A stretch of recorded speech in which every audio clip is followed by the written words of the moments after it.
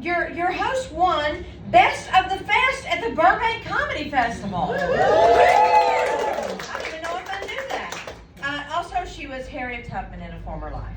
So y'all, please keep it going for Dana Kill.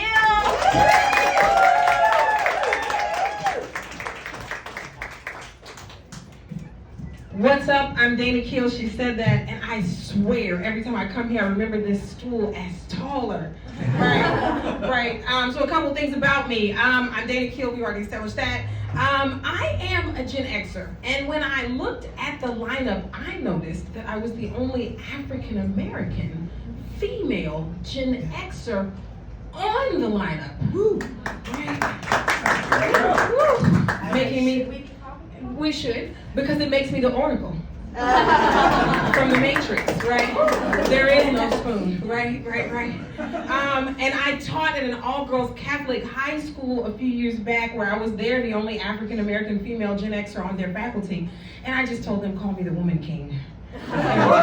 Every day. So a couple of things. First of all, where are Gen Z? Are there Gen Z folks in this room? I need to chat with you for just a second. There are not. So then we're going to talk, and if you don't want to cop to that's okay, because we're going to talk about you behind your back. So I have been getting some disturbing posts on my feed on Instagram. Apparently Gen Z thinks that Generation X is the worst generation ever. I'm like, if you hate your parents, just say so. You know what I'm saying? Just say that. You don't hate a whole generation, right? Now, I know we had instruments in school. Y'all didn't. But I think my thing is this, like, so I saw where they're upset because we didn't cancel somebody from Leonard Skinner about what they said about Kurt Cobain. And I'm like, and in whose Facebook group in the 90s were we supposed to do that, right? And on whose internet, right? Would that be Clinton's internet? A DOS screen with white writing? You know what I'm saying? Like, I'm just like we had the tools, but we didn't have the freedom. You guys now have the freedom, and you can make the tools. Don't be mad at us. You know what I'm saying? AI can make you an instrument. I'm just saying. My thing is we have a common enemy anyway. Edward Bloom, who was out here suing the Fearless Fund for giving black women grants in business. You know what I'm saying? Like, so just save that energy, save that rah-rah for our common enemy. That would be patriarchy. That would be the current Supreme Court. You know what I'm saying? We got right, we got a common enemy. So, but now let me tell you why Gen X is the greatest generation.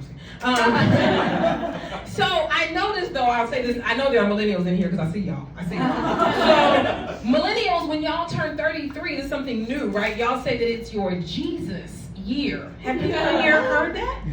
That's what the millennials, okay, somebody's heard it. And then for those Gen Zs, again, when they turn 23, they claim it's their Jordan year. Right? Now at 56, I'm like, well, what year is that? Like, how do we celebrate 56? Well, so I thought about my heroes. Harriet Tubman, we just talked about her. She was 27 when she escaped slavery, right? I'd have been Harriet's mama in slavery. Like Rosa Parks, another one of my heroes, 42 when she got us off the back of the bus. But my Tubman and my Parks year are both gone. Then there's a movie on Netflix, Shirley Chisholm, like she was 48 when she ran for president of the United States. But my Chisholm year is also gone. But then I realized, because I'm a math teacher, that if you take 33, my Jesus year, and 23, my Jordan year, and you put them together they make 56, right? So it is my Jesus plus my Jordan year. Right.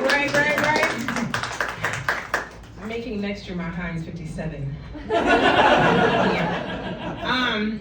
Just a few things I want to talk about. Pussy. Let's just for a second. Pussy is powerful. Right. I honestly think, and I just want to check something right quick. Yep, pussy is powerful, and it takes being 50. I had to look at notes, right? It takes being 56 to know that it is in fact a superpower.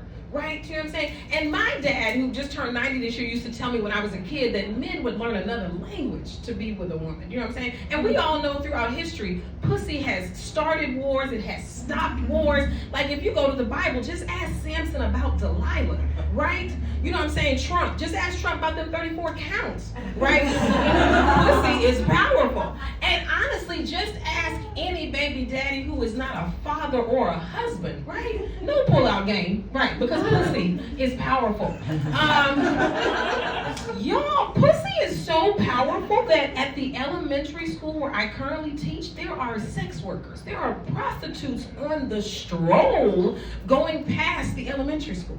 Right, you know what I'm saying? And I have actually seen like a fishnet body stocking package on the ground going into work. And I'm just like, we don't want the kindergartners to see that. You know what I'm saying? There's a hotel nearby, so there is a home office for the prostitutes. Right? There's a home office. Now, we have crossing guards. Now, here's the thing. Like, if you watch the news, being a teacher out here is kind of rough. Of course, students are fighting students.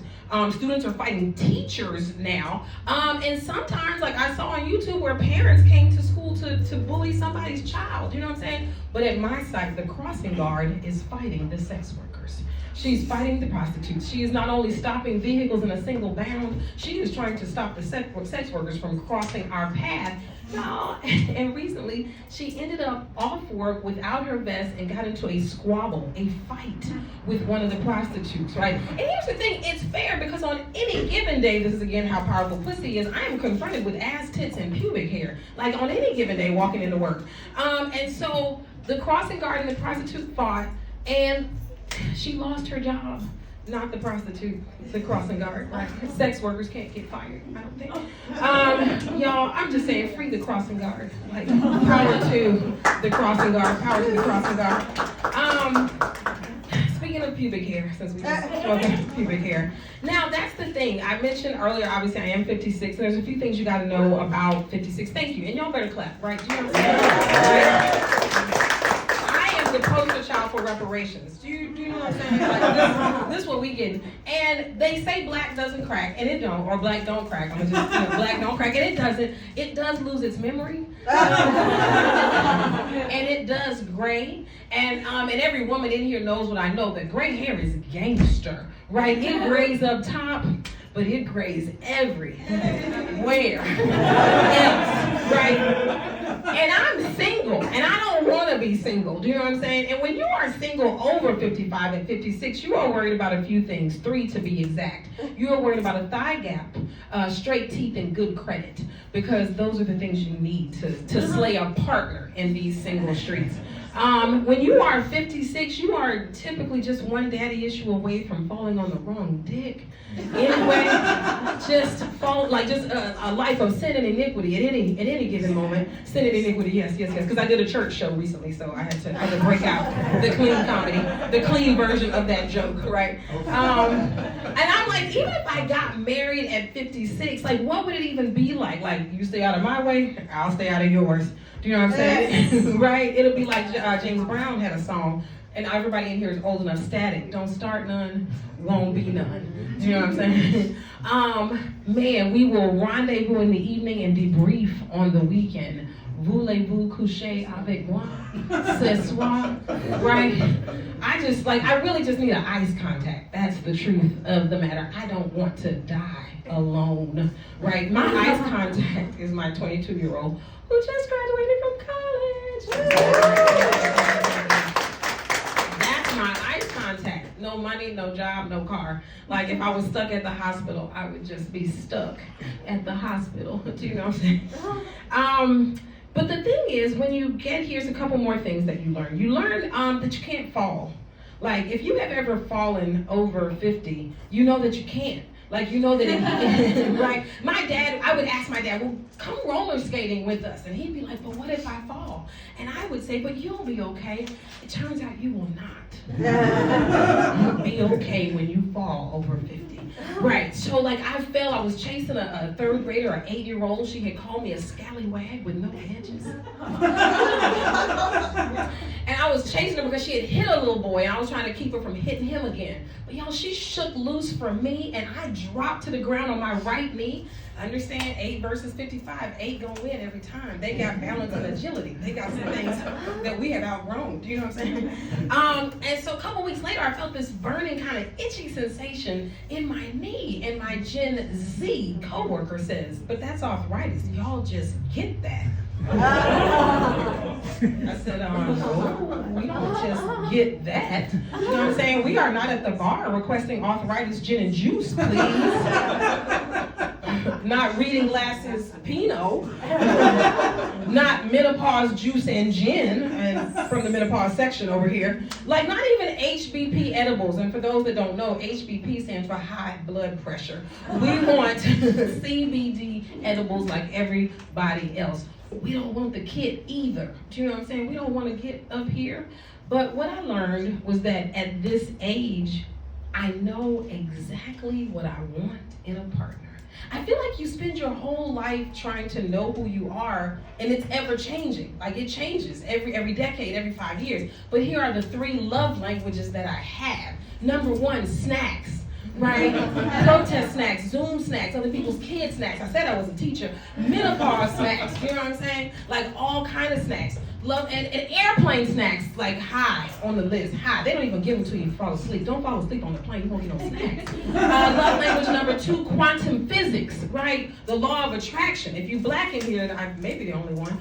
We go to the black church, we say name it and claim it, right? Manifestation, law of attraction. I think everybody knows all the terms, right? And last but not least, I love music, R&B music, and a seminal piece of R&B music is Michael Jackson's Off the Wall album. Right.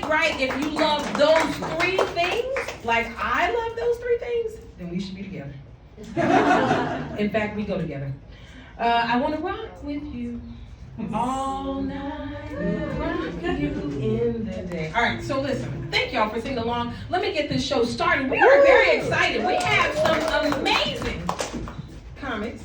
Just pretend like I'm not here. I pretend like I'm not here. We have some amazing comics on our lineup tonight, and we want to get this party started. Like, start making, start clapping, start clapping.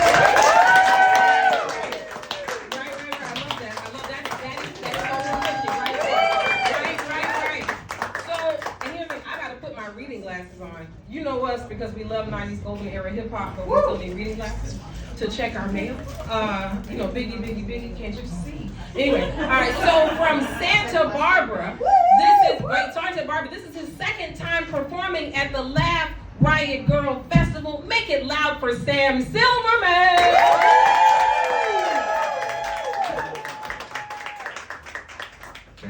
Thank you. All right. So when I'm not cosplaying as Weird Al Yankovic,